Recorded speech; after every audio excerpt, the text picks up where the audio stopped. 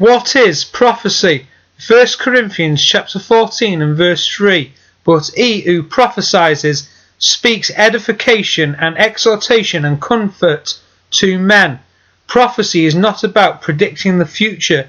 It is first edification and exhortation and comfort to the believers. The New Testament refers to prophecy as one of the spiritual gifts given by the indwelling Holy Spirit. Romans chapter 12 and verse 6.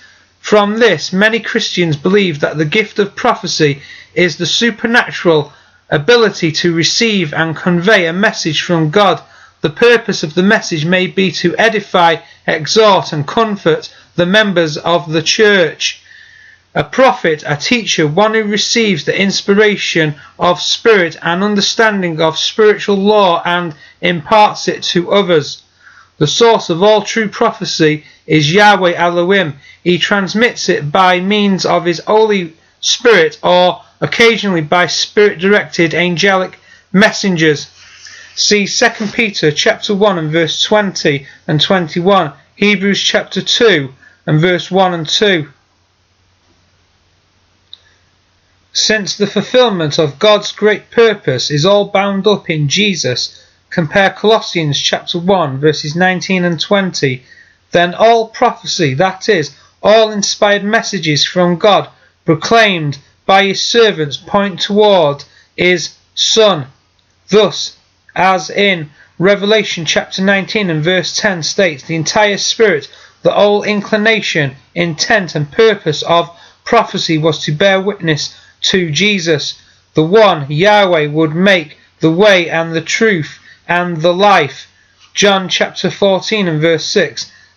This would be true not only of prophecy that preceded Jesus' earthly ministry, but also of prophecy subsequent thereto. Acts chapter 2 verses 16 to 36. Prophecy is in truth and reality an emanation sent forth by the divine being through the medium of the active intellect, in the first instance to man's rational faculty and then to his imaginative faculty. The divine word which suddenly descends into the human situation, unexpected and unwilled by man, is free and fresh like lightning, and the man who has to make it heard is over and over again subdued by the word before he lets it be put into his mouth. A prophecy in the consciousness of a believer is a thought that is in contact with the Spirit, that receives revelation direct from the Holy Spirit.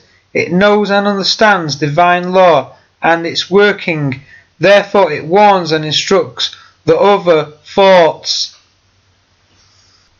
The prophets of old seemed to stand between God and the people. It was through them that the people received divine guidance.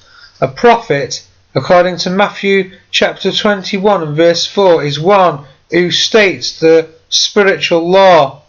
The prophets of Luke chapter 16 and verse 29 represent divine law.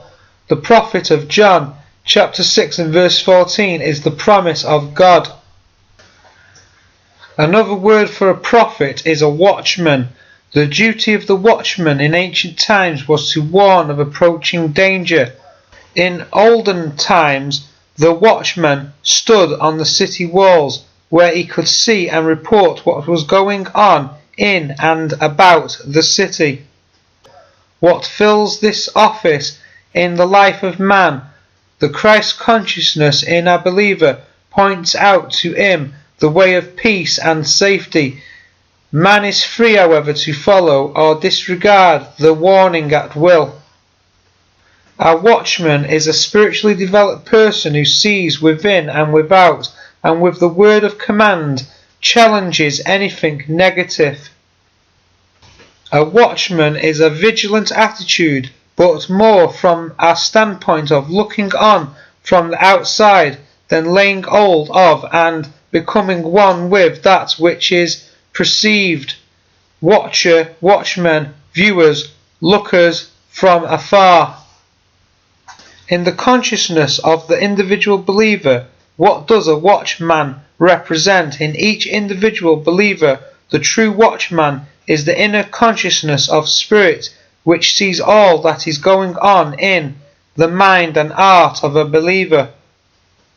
In order to be a capable watchman for the spiritual welfare of others, what is required of one who assumes that part?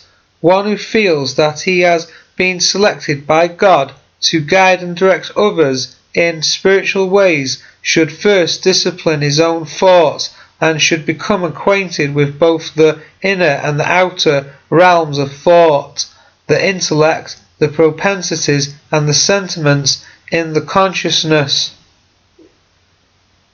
In the scriptures, these realms are designated as the house of Israel, and when he who plans to be a watchman for the spiritual welfare of others has disciplined his own thoughts, he can go and successfully carry the message of life to others.